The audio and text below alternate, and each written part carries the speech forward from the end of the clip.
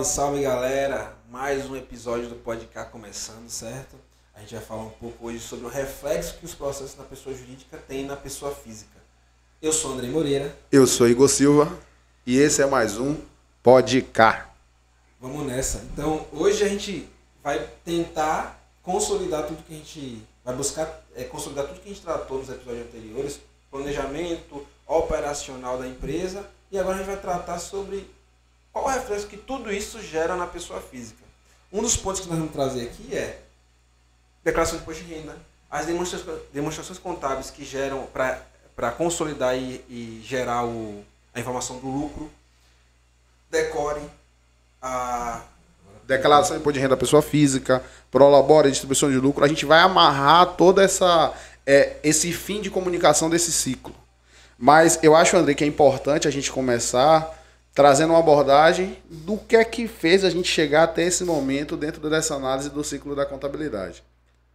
Perfeito, perfeito. Então, o que a gente trouxe até aqui foi, primeiro, o planejamento que a gente começou lá atrás, que foi o Marcelo e o Josinei participaram e trouxeram toda a questão paralegal, todo o planejamento societário, todos as alvarás necessários que são para a empresa começar a trabalhar, o que é que a gente precisa fazer quando começa a operar contratos, conta bancária, tributação, prolabore.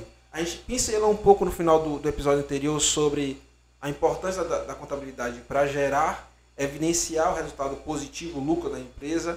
Agora a gente vai trazer, a partir desse ponto, o que é que vai ser feito de processo? O que é que a gente vai conseguir trabalhar? Vamos lá.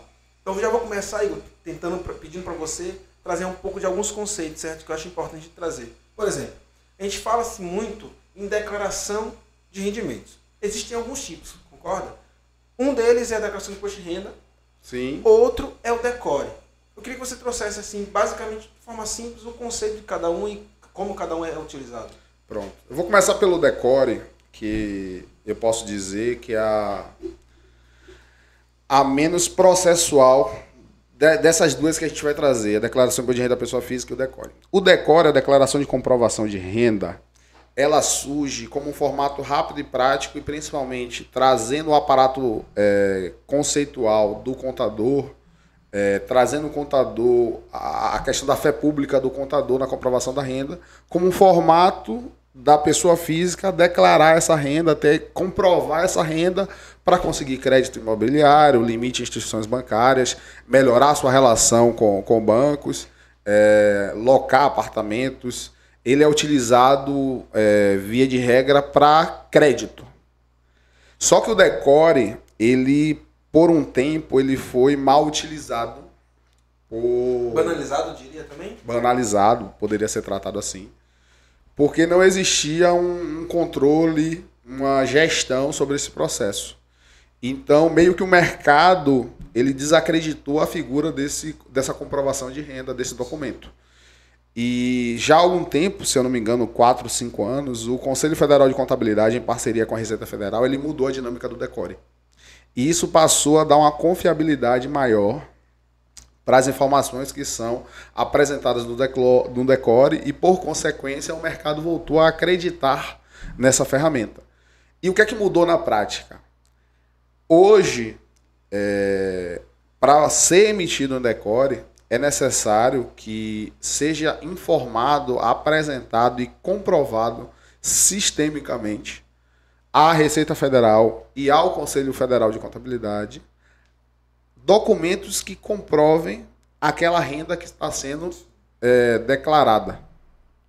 Então, se eu vou trabalhar com a figura de faturamento como MEI, eu preciso apresentar todo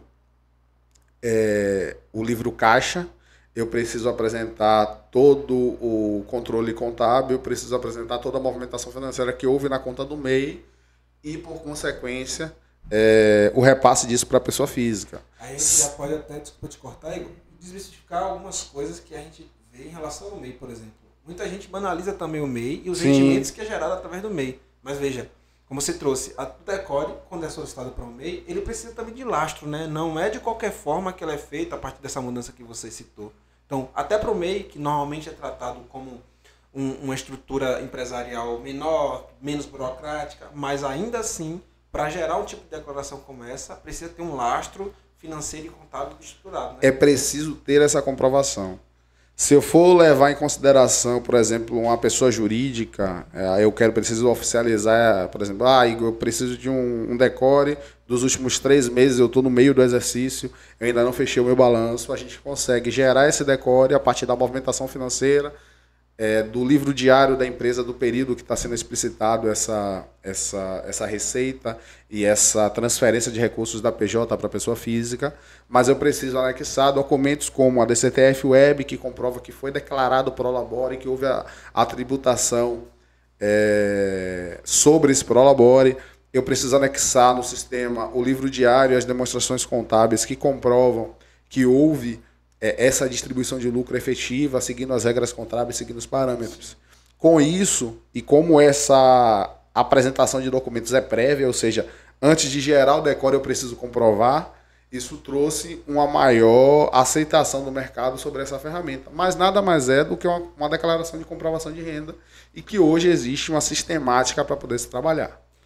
O que eu vejo em cima disso também é que até para um decore, declaração de imposto de renda, é necessário, por exemplo, a declaração de rendimentos, é necessário que você tenha primeiro oficializado na PJ. Isso, um ciclo. Na verdade, existem outras rendas que podem ser oficializadas através de decore, mas fazendo esse recorte para o que a gente quer trabalhar com quem está nos ouvindo, com quem está acompanhando essa série, é essa a dinâmica. Eu preciso rodar isso daí na pessoa jurídica de forma organizada, com tudo aquilo que a gente já apresentou nos últimos 3 episódios, com planejamento, com precificação, com controle, com gestão financeira, com informações contábeis de qualidade, com demonstrações contábeis, para que possa haver essa comprovação de renda. Mas tudo isso tem que estar balizado e documentado dentro dessa esfera. Entendi. E aí, em cima disso, esse é o decore, certo? Acho muito bom. Se a gente pensar na imposto de renda, por que ainda existe o decore se a gente consegue ter o imposto de renda como um meio também de comprovação de renda? Pronto. O que é que acontece? A declaração do imposto de renda da pessoa física, na verdade, ela se chama declaração de ajuste anual do imposto de renda da pessoa física. Ela é uma declaração que acontece entre o período agora, de 15 de março a 31 de maio, e ela é voltada para o contribuinte acertar suas contas com o leão. Então, vou pegar aqui o exemplo da declaração de 2023. A declaração de 2023 ela foi pautada nas informações de 2022.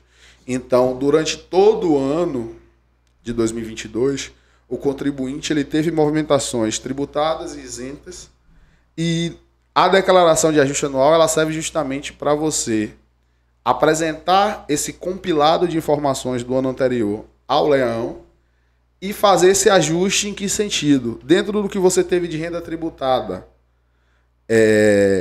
você pagou mais ou menos imposto do que deveria, partindo do pressuposto que existem algumas despesas que são dedutíveis da base de cálculo do imposto de renda. Nesse momento, você acerta essas contas com o leão, com a Receita Federal, no sentido de, se eu paguei mais imposto do que eu deveria, eu vou ter restituição. Se eu paguei menos imposto do que eu deveria, somado todas as minhas rendas, eu vou ter um valor de imposto a pagar. Basicamente é essa a dinâmica. Mas a declaração do imposto de renda da pessoa física, ela também funciona como uma forma de você apresentar ao fisco e comprovar isso através dessa declaração, a sua evolução patrimonial. Então existe na declaração anual do imposto de renda da pessoa física, se você for analisar ela historicamente, um ano após o outro, você vai ver que vai existir uma movimentação patrimonial. Por quê? Se você inicia lá o seu negócio em determinado ano, onde não há um retorno para o sócio a título de lucro, provavelmente a sua declaração de imposto de renda ela não vai ter um crescimento em patrimônio. Mas a partir do momento que a sua empresa ela vai te dando retorno através de lucros ou através de prolabore, ou do somatório dos dois, e você vai convertendo todo esse lucro, todo esse prolabore que você recebe em patrimônio, em apartamentos, em investimentos, em ações, em, como é que eu posso dizer, em produtos que levam a investimento, você registra isso na sua declaração de imposto de renda e, por consequência, o seu patrimônio tem uma evolução registrada, oficializada, balizada naquilo que você faturou. E a tendência é que a evolução patrimonial da empresa, se esse dinheiro não, se o lucro resultado da empresa não ser revertido, distribuído para o sócio, na verdade, não foi investido na própria empresa, reinvestido, ele vai gerar uma evolução patrimonial, pelo que você trouxe, Pro na pessoa sócio, física. na pessoa física. Então, a tendência é que a evolução patrimonial da PJ seja acompanhada pela evolução patrimonial da pessoa física, dos sócios. Sim, é uma via de mão dupla. Normalmente o que a gente vê é a empresa crescendo, o patrimônio pessoal do sócio também crescendo. Claro, se houver essa distribuição. Se eu tenho uma empresa crescendo, mas todo o lucro da empresa é reinvestido na empresa, eu não vou ter esse reflexo com tanta expressividade na vida pessoal do sócio. Mas a empresa vai ter esse crescimento exacerbado em comparação à pessoa física. Mas se eu tenho esse controle, se eu sigo essas dinâmicas, se eu sigo esse processo que a gente vem trabalhando nesses episódios, eu vou ter esse crescimento e se houver a distribuição de lucro, eu vou ter esse crescimento em paralelo e conjunto. Maravilha. O que eu consigo perceber, tudo que a gente trabalhou até agora, desde o planejamento, o processo operacional e agora o reflexo na pessoa física, o que eu estou percebendo é que cada vez mais ter um processo estruturado e uma assessoria que te proporcione análise e gerenciamento do seu negócio, você vai conseguir cada vez mais evoluir. É como a gente disse no episódio anterior.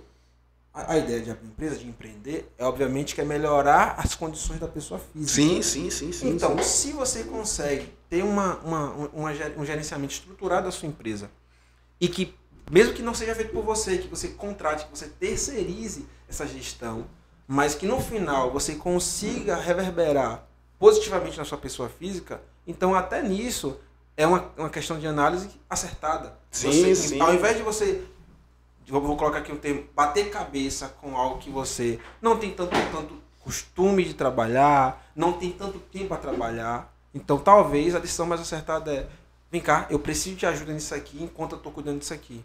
Porque isso vai gerar um reflexo maior na sua pessoa física, que é exatamente o objetivo. A gente não empreende para não ter lucro. Ou não empreende para dar prejuízo. Né? Exatamente. A gente sempre busca o resultado positivo. Então, eu acho muito importante a sua fala nesse sentido, é que quando se trata de evolução patrimonial, é importante que a gente tenha isso em mente, que quanto mais consolidada e firme a gestão da empresa, melhor vai ser o reflexo na pessoa física. Não, perfeito. A dinâmica é essa daí mesmo. Essa organização e esse reflexo, eles estão totalmente casados e de forma sincronizada. Eu diria isso. Mas, para a gente fechar esse raciocínio do DECORE, da Declaração de Imposto de Renda da Pessoa Física, você me fez um questionamento. Por que ainda se usa o DECORE, já que eu tenho a Declaração de Imposto de Renda da Pessoa Física? Primeiro, porque nem todas as pessoas são obrigadas a fazer o envio da Declaração de Imposto de Renda da Pessoa Física. Esse é o primeiro ponto. Segundo, a depender do tipo de relação ou do tipo de comprovação que eu preciso ter com aquela instituição bancária, de crédito, de fomento, de locação, é solicitado uma comprovação não do ano anterior, do ano corrente. E aí o DECORE surge como uma ferramenta que baliza esse processo e que permite você comprovar uma renda da agora. Por exemplo, 2023, eu quero comprovar a renda do primeiro e do segundo trimestre de 2023. Eu retirei prolabore, eu paguei os impostos, eu fiz distribuição de lucro, minha contabilidade está registrada, meu balanço do primeiro trimestre está fechado, meu balanço do segundo trimestre está fechado. Eu consigo comprovar a renda? Eu consigo, através do DECORE. Se eu for aguardar a declaração de imposto de renda da pessoa física, eu só vou conseguir comprovar essa renda no próximo ano. Então, é uma dinâmica que existe justamente para isso. São, como é que eu posso dizer, processos que têm o mesmo objetivo, ferramentas que têm o mesmo objetivo, mas que podem ser utilizados em momentos distintos. Maravilha. E é por isso que é importante ter uma assessoria que possa te fornecer isso. E até para poder trabalhar com você, empresário, o quanto que você precisa estar estruturado no seu negócio para poder chegar numa necessidade como essa, ter um DECORE. Possibilitar que você tenha um DECORE. Porque, como você trouxe muito bem, o DECORE não é um documento banalizado como era no passado. Hoje, o contador, o profissional contábil, assume a responsabilidade muito grande quando gera um DECORE, porque ele vai estar atestando que você faturou aquilo, que você teve aquela receita.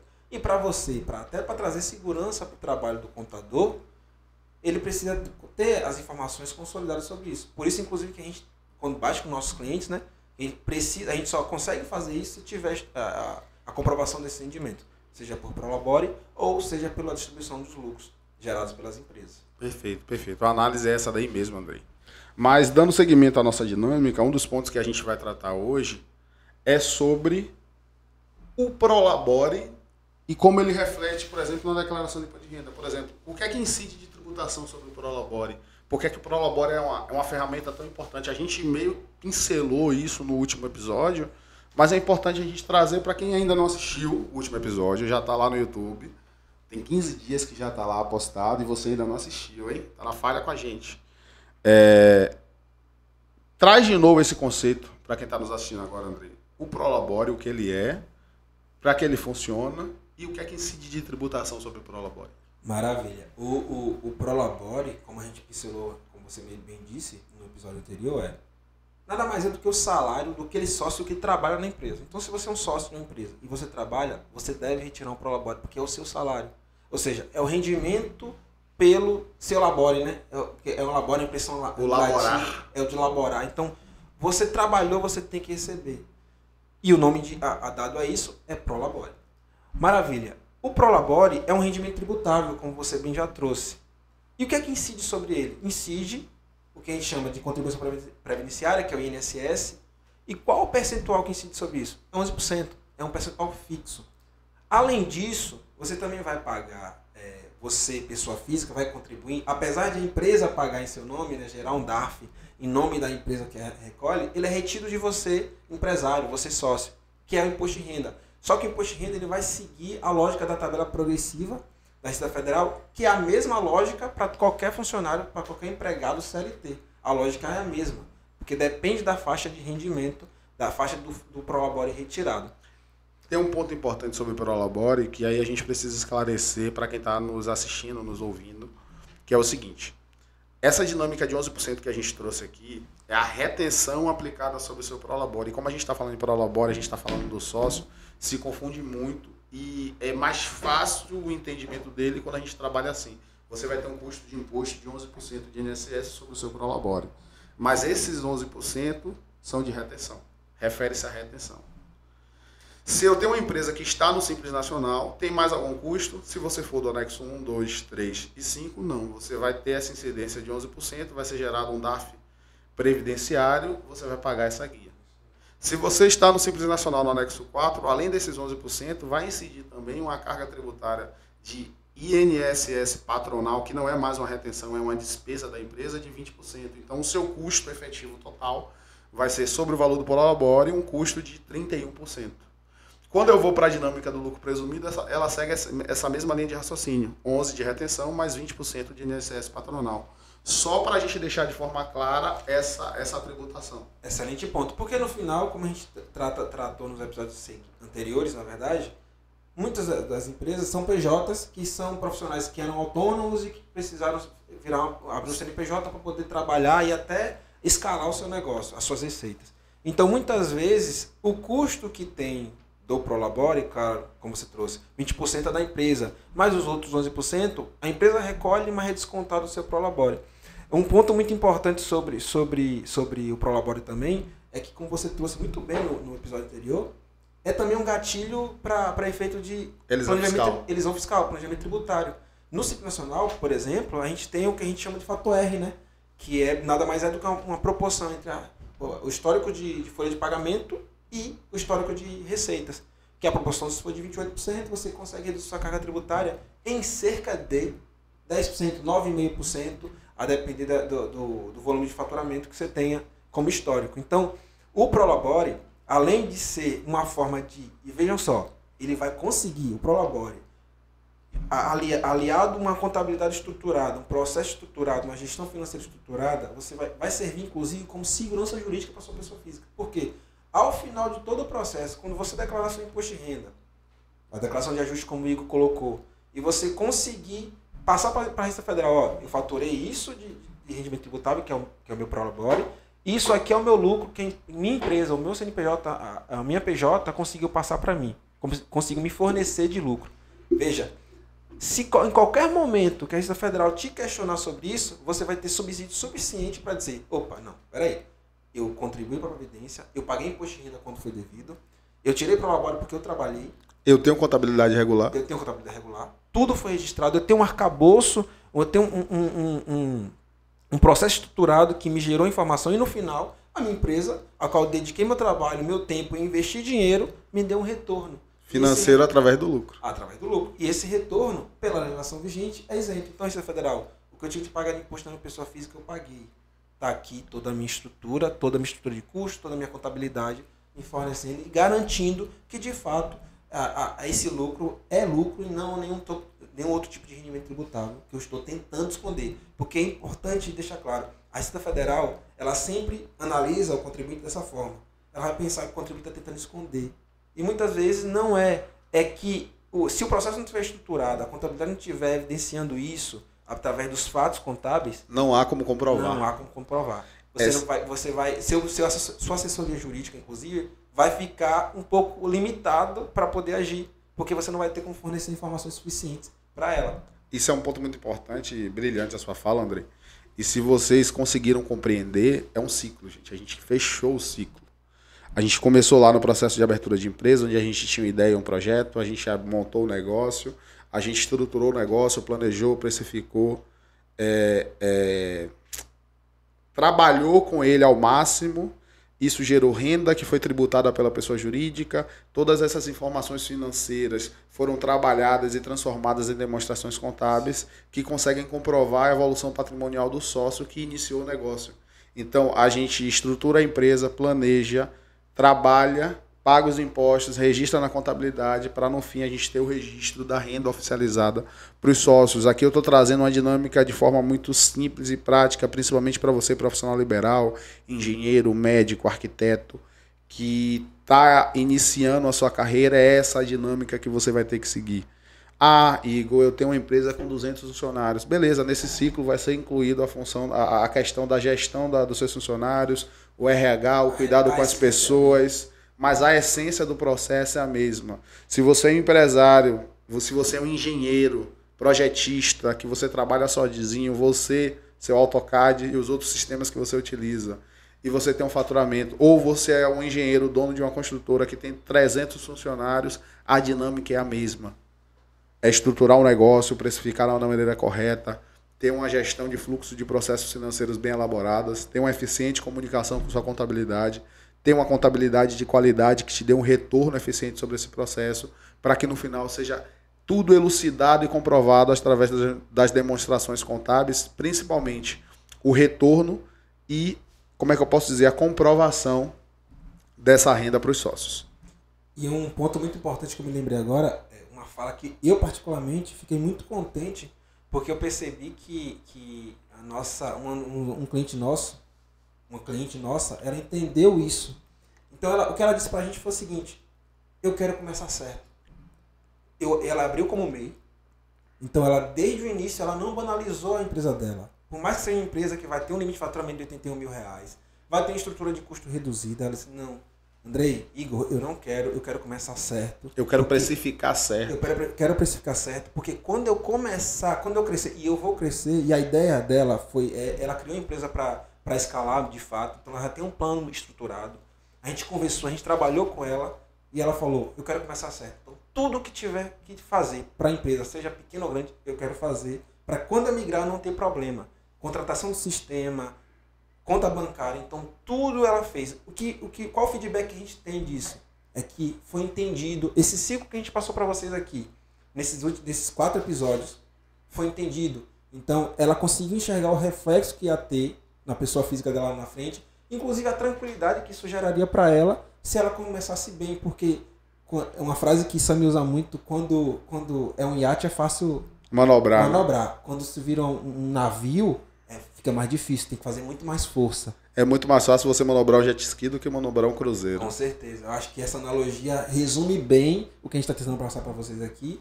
E deixar claro que é o seguinte: a contabilidade é uma ciência que se coloca à disposição das empresas para poder, além de fornecer informações que possibilitam a tomada de decisão, também trazer segurança jurídica, além da pessoa segurança jurídica para o CNPJ, mas também para a pessoa física por trás do CNPJ. Eu diria, André, eu faria uma segunda metáfora, que é o seguinte: se você começa a, como é que eu posso dizer, dirigir bem, se é que o termo é esse, mas manobrar bem um jet ski, e isso se torna rotina, se torna um hábito, A partir do momento que você sai do jet ski e vai para uma lancha, a partir do momento que você sai de uma lancha e vai para um cruzeiro, vai para um navio de porte maior, você segue o mesmo padrão, porque você está habituado a seguir processos, a seguir rotina, você já tem uma cultura estabelecida. Nós temos um parceiro da área de consultoria, em breve nós estaremos ele aqui, que ele tem hoje uma empresa de pequeno porte, mas ele se comporta como se a empresa dele fosse de grande porte. Ele já aplica regras de compliance na empresa e a gente brinca muito nessa dinâmica, mas se a gente for fazer essa analogia, ele está no caminho certo. Exatamente. Porque ele já está treinando os sócios e o time para que sigam essa cultura. E a partir do momento que a empresa for crescendo, essa cultura vai ser mantida. Porque não é mais um processo desenhado, é cultura, faz parte do DNA da empresa. Então se organize enquanto pequeno, para que quando você crescer, você mantenha essa organização, porque já vai fazer parte do seu dia a dia. Com certeza. Pessoal, esse episódio vai ser mais curto, dentro do que a gente vem apresentando para vocês, porque a ideia aqui é tratar mesmo o resultado final. Mas eu não quero encerrar esse episódio antes de lembrar vocês de seguir @KTreinamentos, @KServiços, @podcast_K, agora eu gravei. Podcast com K, certo? @Igor da K e @tributarista Andrei Moreira. Como eu falei com vocês, logo logo a gente vai estar divulgando o nosso curso de abertura de empresas, logo logo a gente vai estar divulgando o nosso curso de Simples Nacional e logo logo a gente vai estar divulgando o nosso curso de CMS do básico ao avançado, tá certo? Segue a gente nas redes sociais, curte, compartilha esse vídeo. Se você ainda não segue o canal aqui no YouTube, segue o canal. E muito obrigado por vocês assistirem. Valeu! Valeu, galera!